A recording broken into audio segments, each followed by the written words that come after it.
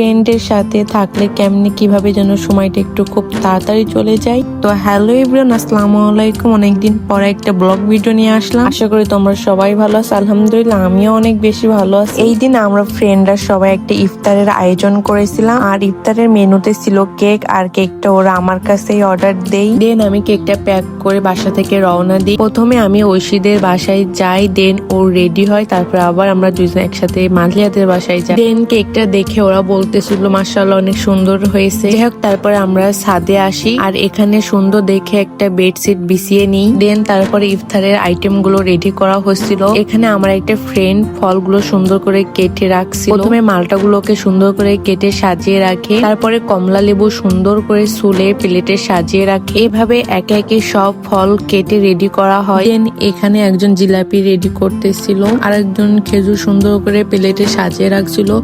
এভাবে একে একে সবকিছু আমরা রেডি করে ফেলি। আর এটা হচ্ছে শরবত বাদে আমাদের ইফতার আইটেম। মাশাআল্লাহ খাবারগুলো দেখতে অনেক সুন্দর লাগতেছিল। আর এইদিকে শরবতটা রেডি করা হচ্ছে। তো চলো শরবত সহ খাবারের ফাইনাল লুক তোমাদেরকে দেখাই।